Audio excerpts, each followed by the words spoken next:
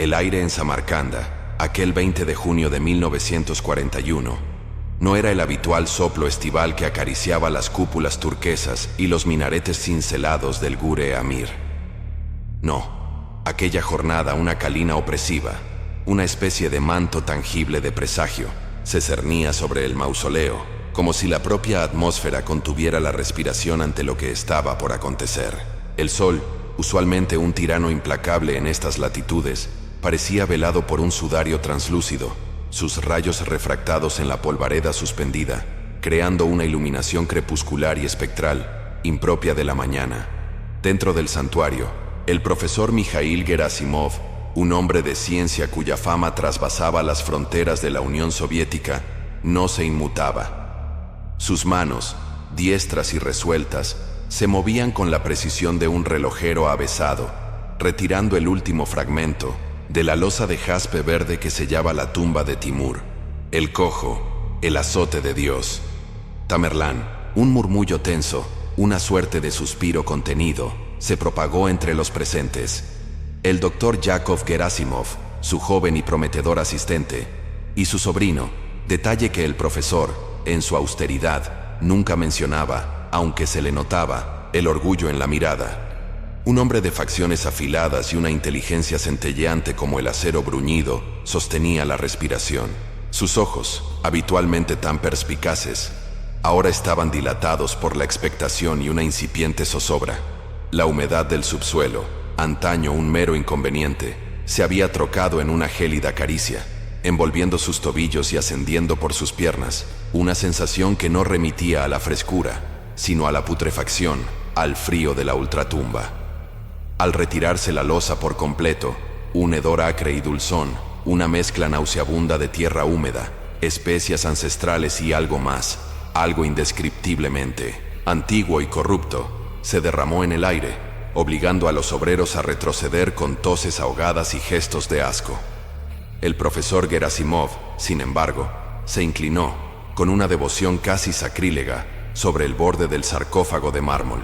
En su interior, el esqueleto del conquistador reposaba, envuelto en un sudario de seda descompuesta, los restos de una vestimenta que antaño fue suntuosa.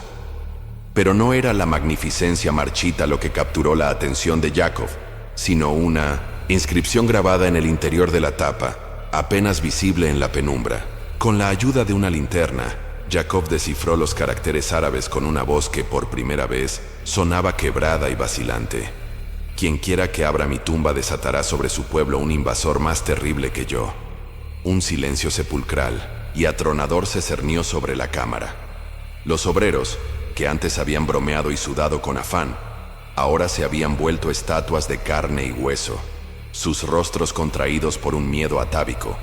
El profesor Gerasimov, en su estoicismo científico, intentó disipar la tensión con un ademán desdeñoso.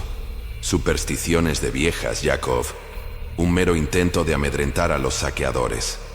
La ciencia no se doblega ante patrañas de antaño.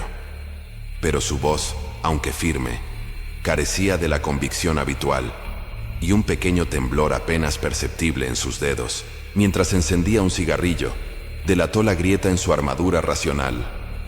Esa noche, una tormenta inusitada azotó Samarcanda, sus truenos retumbando como gritos ancestrales sobre los tejados y los relámpagos iluminando intermitentemente el cielo, revelando la silueta sombría del Gure Amir. El viento, que antes era una brisa cálida, se había convertido en un aullido furioso, arrastrando consigo no solo la arena del desierto, sino también la inquietud que se había infiltrado en los corazones de la expedición. Yakov, incapaz de conciliar el sueño, se asomó a la ventana de su aposento en la casa de huéspedes. La visión de la ciudad, empapada y batida por el temporal, le pareció fantasmagórica, como si el propio espíritu de Tamerlán se hubiera levantado para reclamar su pertinaz reposo. La inscripción, aquella profecía funesta, se había grabado a fuego en su mente. A la mañana siguiente, la radio, un objeto que en aquellos tiempos era un lujo codiciado y una fuente inestimable de noticias, trajo la confirmación de los peores temores. La voz del locutor, usualmente tan imperturbable, se quebró al anunciar la noticia. Alemania había invadido la Unión Soviética. Los invasores, descritos como una horda mecanizada y despiadada, avanzaban con una celeridad aterradora, sembrando la desolación a su paso. Los rostros de los miembros de la expedición se tornaron cenicientos. Sus miradas se cruzaron, llenas de un espanto mudo. La casualidad, la mera coincidencia, se antojaba una palabra hueca y vacía frente a la monstruosa realidad que se desplegaba ante sus ojos. El profesor Gerasimov, pálido y con una expresión pétrea, no pronunció palabra alguna. Su estoicismo había sido quebrantado. Los días que siguieron fueron una vorágine de noticias funestas. Ciudades caían como fichas de dominó, ejércitos se desintegraban, y el fantasma de la derrota se cernía sobre la patria. La expedición arqueológica, que antes había sido un faro de conocimiento y progreso, se vio obligada a empacar sus herramientas y hallazgos con una celeridad febril. El rostro de Yakov, antes iluminado por la pasión científica, se había demacrado, sus ojos hundidos por la vigilia y el desasosiego. Cada informe de radio, cada mapa que mostraba el avance de las tropas nazis, era una nueva punzada que confirmaba la maligna sentencia que se había liberado. Una tarde, mientras clasificaba los artefactos desenterrados, Yakov encontró un pequeño medallón de obsidiana en el fondo de una vasija. En su superficie, grabada con una delicadeza sorprendente, se distinguía una figura zoomorfa, una especie de bestia alada y grotesca, con ojos de fuego. Al voltearlo, descubrió una inscripción diminuta, apenas visible a la luz. Con una lupa, logró descifrar un texto en persa antiguo que decía: «Cuando el durmiente despierte, la bestia de hierro se levantará». Un escalofrío helado le recorrió la espina dorsal. Era posible que no solo la tumba de Tamerlán, sino también sus enigmáticos objetos, contuvieran un poder tan maligno y profético. La obsesión por la conexión entre la apertura de la tumba y la invasión se apoderó de Yakov con una fuerza inexorable.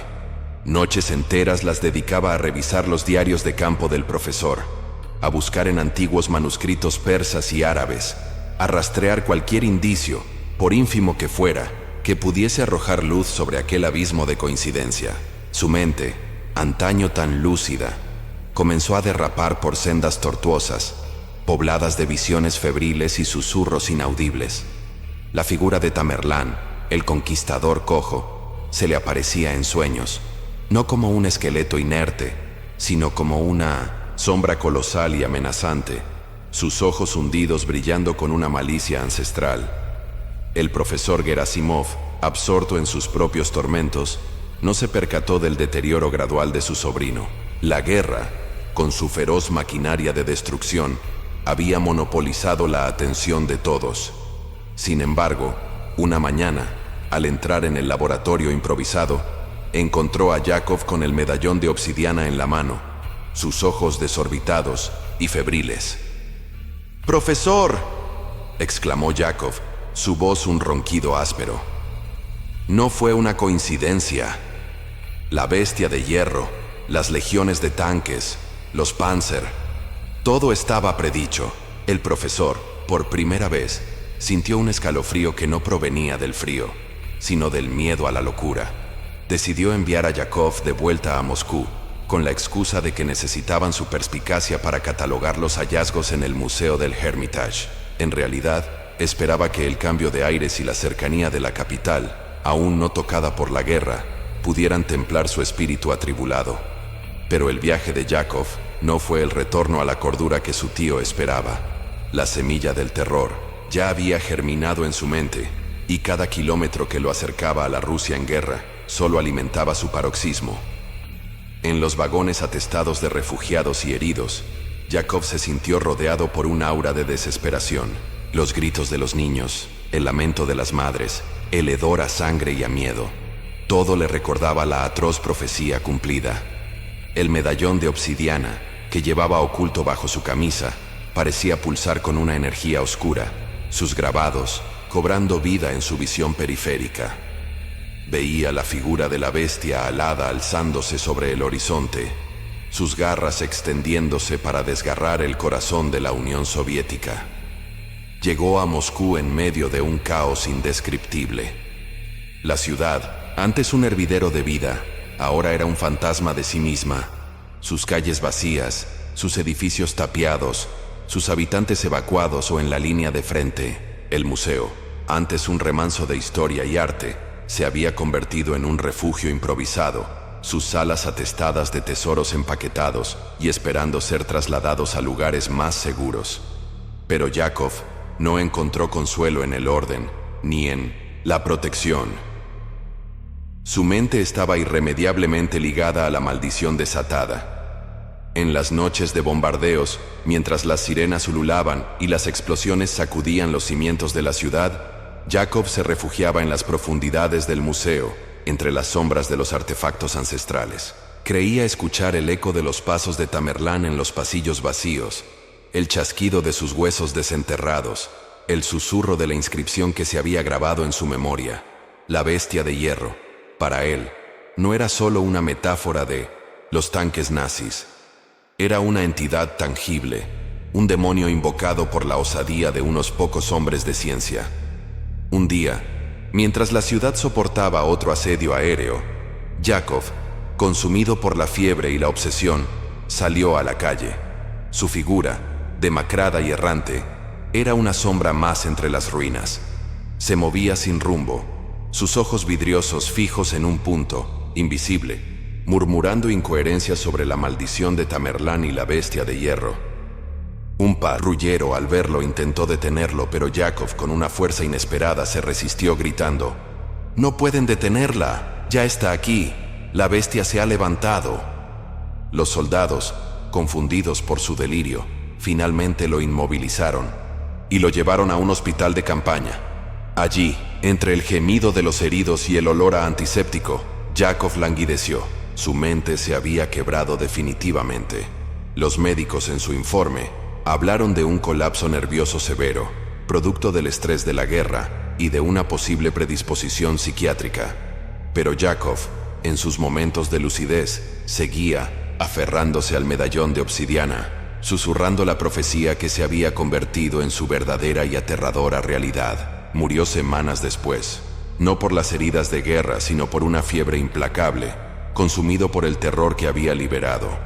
El profesor Gerasimov, al enterarse de la muerte de su sobrino, sintió un aguijonazo de culpa que se sumó a su propia aflicción por la guerra. La ciencia, su diosa inmaculada, parecía haberlo traicionado. La inscripción en la tumba de Tamerlán, antes un dato curioso, se había transformado en un símbolo ominoso. La victoria final sobre el invasor, cuando finalmente llegó, se sintió agridulce, teñida por el recuerdo de la profecía cumplida y el sacrificio silencioso de aquellos que, como Yakov, habían sucumbido al horror que la historia había desenterrado. Nota histórica: el relato se basa en la leyenda popular en torno a la apertura de la tumba de Tamerlán, Timur el Cojo, en Samarcanda, actual Uzbekistán, por un equipo de arqueólogos soviéticos liderado por el antropólogo Mikhail Mikhailovich Gerasimov. La tumba fue abierta el 20 de junio de 1941. La leyenda cuenta que en el sarcófago de Tamerlán había una inscripción que rezaba: «Quien quiera que abra mi tumba, desatará sobre su pueblo un invasor más terrible que yo».